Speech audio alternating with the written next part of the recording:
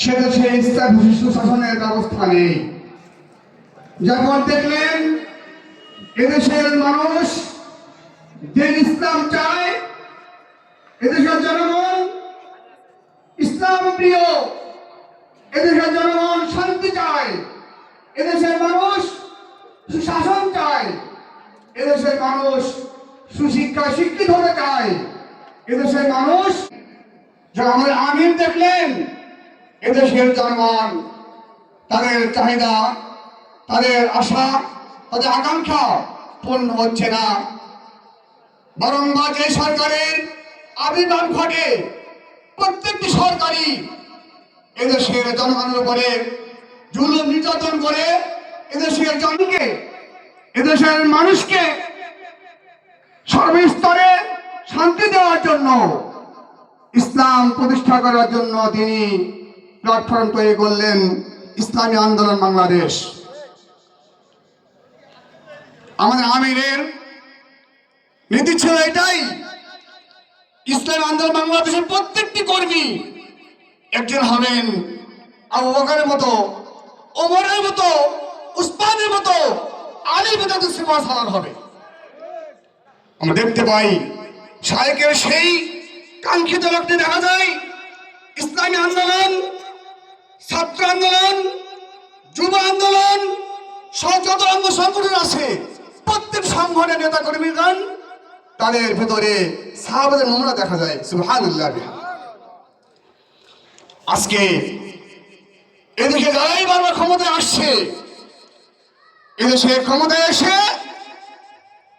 এদেশের জনগণকে ধোঁকা দিয়ে বোকা বানিয়ে এদেশের শিক্ষা ব্যবস্থাকে ভঙ্গুর শিক্ষায় পরিণত করেছে। এদের শিক্ষা ব্যবস্থাকে যেই আসছে তার বাপ দাদা, তার স্বামী, তার নিজের, তার পরিবারের লোকদের কিচ্ছা কাহিনী দিয়ে মেরুদণ্ড আজকে সেই শিক্ষাকে করেই শেষ করে দিয়েছে। এদেশের অর্থনীতি বাংলাদেশের মতো একটা সোনার দেশ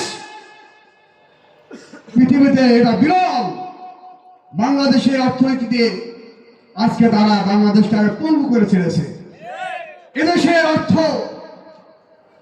বাংলাদেশের অর্থকে চুরি করে, এদেশের অর্থ পাচার করে বিদেশে তারা বেগম পাড়া তৈরি করেছে।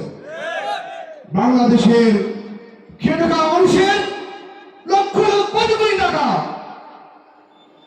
এরকম 18,000 কোটি টাকা তারা এরকম বাংলাদেশের টাকাকে তারা চুরি করে তারা বিদেশে তারা পাচার করেছে।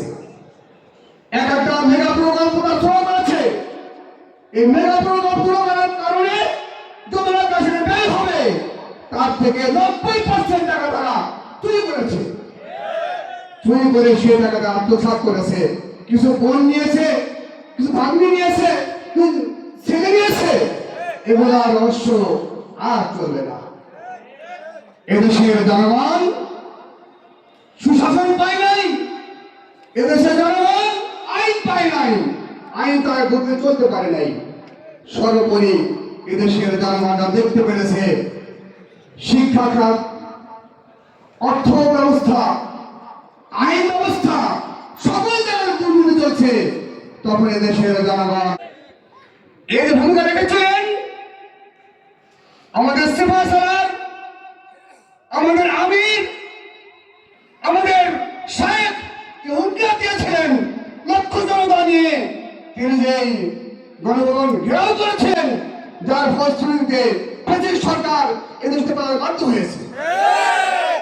আমরা তার উত্তরসূরি ইনশাআল্লাহ এদেশের জনগণকে মুক্ত করতে হলে পীর সাহেব চরমনার নেতৃত্বে, ইসলাম আন্দোলনের নেতৃত্বে আসুন আমরা দল মত নির্বিশেষে আমিরুল মুজাহিদিনের শায়েখ চরমনার নেতৃত্ব থেকে আমরা এদেশের প্রতিষ্ঠা করি।